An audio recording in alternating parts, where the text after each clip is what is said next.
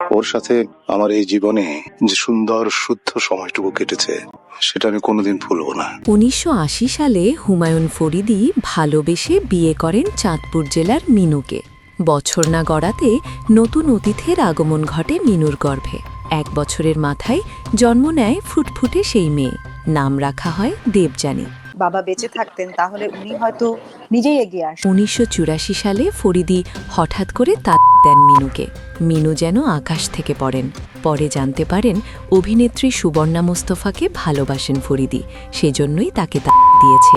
শেষ দিনে ফরিদি যখন বাসা থেকে বের হয়ে আসছিলেন তখন অবুঝ সন্তান বারবার বাবার দিকে ফেল করে চেয়েছিলেন। ৩ বছর বয়সী দেবযানী আর চাতক পাখির মতো মিনু চেয়েছিলেন ফরিদির দিকে।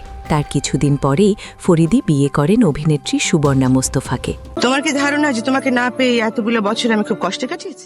একদিকে মিনুর চোখের পানি অঝরে ঝরছে, আর অন্যদিকে সুবর্ণা ফরিদির সঙ্গে বাসর করছে। এ যেন এক সিনেমার গল্পকেও হার মানায়। অথই সাগরে জাহাজ ডুবির মতো ঘটনা ঘটে যায় মিনুর জীবনে। কোলে অবুঝ শিশু দেবযানীকে নিয়ে যুদ্ধে নেমে যান মিনু।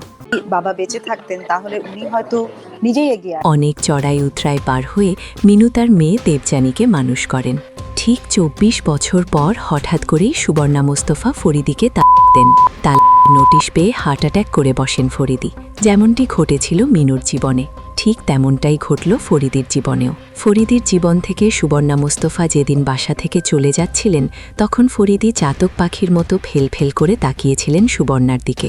তোমার এই করুণার কথা আমি আমৃত্যু মনে রাখব। যেমনটি তাকিয়েছিলেন ফরিদির প্রথম স্ত্রী মিনু যখন ফরিদি মিনুকে ছেড়ে চলে যাচ্ছিলেন। ঘটনাটি যেন পুনরাবৃত্তি ঘটল আবারও। এরপর পরে ফরিদি যখন জানল সুবর্ণা নাট্য নির্মাতা বদরুল আলম সৌদকে বিয়ে করলেন তখন ফরিদি আবারও হাঁটা করেন। পরপর 2 বার হাঁটাতে খুবই অসুস্থ হয়ে পড়েন ফরিদি। তখন এগিয়ে আসেন সেই ছোট্ট শিশু দেবযানী। সেই সময় ফরিদির একমাত্র মেয়েই অসহায় বাবার পাশে এসে দাঁড়ান।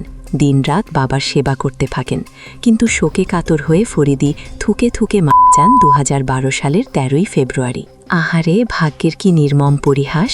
ফরিদি মিনুকে যেমন ভালোবাসার মূল্য দিয়েছিলেন ঠিক তেমন মূল্যটি উপহার পেয়েছিলেন সুবর্ণার কাছ থেকে। তো ভিউয়ার্স, আপনার কি মনে হয় কাউকে ঠকিয়ে কেউ কি জিততে পারে? মূল্যবান মন্তব্য জানাতে ভুলবেন না। ভিডিওটি ভালো লাগলে লাইক ও শেয়ার করুন। নিত্য নতুন আপডেট পেতে পেজটিতে ফলো দিয়ে সঙ্গেই থাকুন। Icon focus 24 TV, powered by 4D Fourth Dimension। আমাদের চ্যানেলটি সাবস্ক্রাইব করে আমাদের সাথে থাকুন।